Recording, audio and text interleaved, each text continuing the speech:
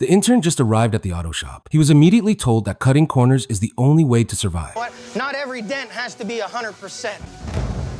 You need to do that to make money, cut. He was absolutely shocked by what he heard. But what the veteran employee didn't know is that this clueless rookie in front of him is actually the CEO of the company, and he is about to pay a heavy price for his words. The man's name is Jose Costa. He is the president of the world's largest automotive care company. To see if the franchisees are truly following the company's values, he goes undercover as Beto. He's visiting various locations as an intern. To keep it a secret, the employees were told they were filming a reality show. They need to rate the intern's performance to decide if Beto wins a chance at the American dream. With everything ready, the first stop is a top-performing location in the district. Beto is working as a body technician. He is assigned to Jim. Jim noticed that Beto wasn't as young as he expected and felt a hint of disappointment. Still, he led him to the car that needed repair.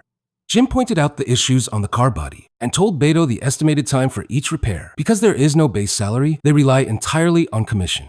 If you want to make more money, you have to work faster. They masked up and got straight to work.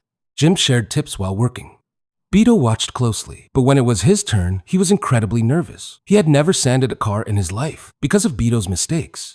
The material costs and time wasted increased significantly. This obviously affected Jim's earning speed. That's when the scene from the beginning happened. Beto shook his head as he listened, but Jim's next words made things even worse. When it's painted, you know what? Not every dent has to be 100%.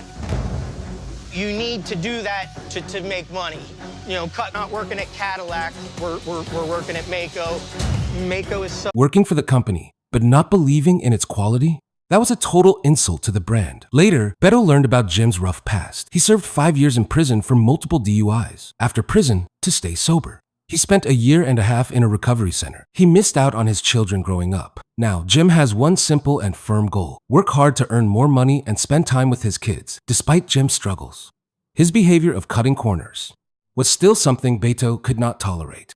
He decided to wait until the end to make a decision. Second stop, another shop in the same area. He's trying out car painting with Carlos, a high-energy guy.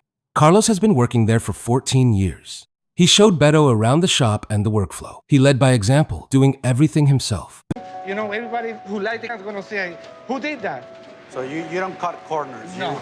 Beto wondered if Carlos would also cut corners. The answer was exactly what Beto wanted to hear. When it was Beto's turn to try, Carlos gave him a pep talk first. Then he stayed by his side, encouraging him. You have to do it. Don't be scared. No, you do. Stop. But even then, he still made a mistake. This meant they had to redo the whole thing. During their break, Carlos shared his inspiring story. He came to America with only $1,300 in his pocket. He brought his wife and mother-in-law to build a life. When he saved $2,000, he brought his parents over too. He thought things were finally under control until his wife struggled with pregnancy issues. They finally got pregnant, but then suffered a miscarriage. His wife had to stay on bed rest. The entire financial burden fell on his shoulders. He would even wake up terrified of the rent and bills. But through it all, he believed things would get better. He even encouraged Beto to keep the faith. Beto was deeply moved by his strength and the connection they shared. Third stop, New Jersey, a shop in Trenton, a top 20 performing franchise. He is working with Rambal. Rambal says running is the basic skill for this job because the radio never stops barking out parking tasks. This was Beto's first real physical endurance test.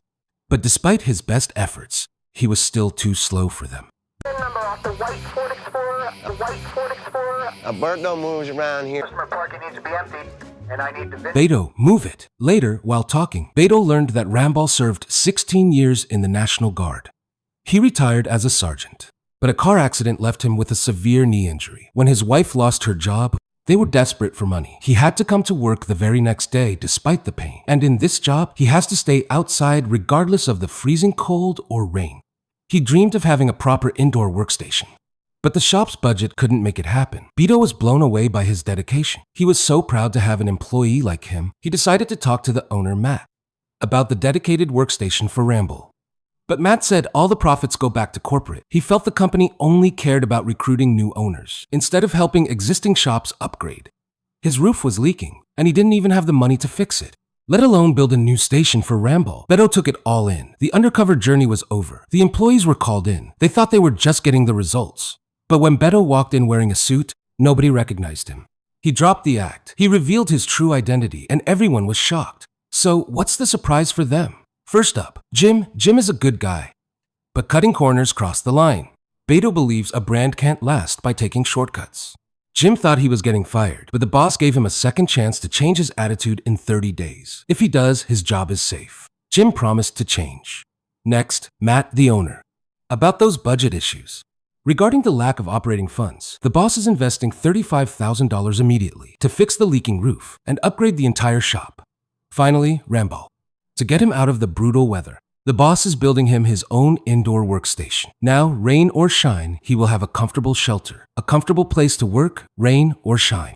And to thank him for his service to the country and the company, the boss handed him a check for $20,000 to help improve his life.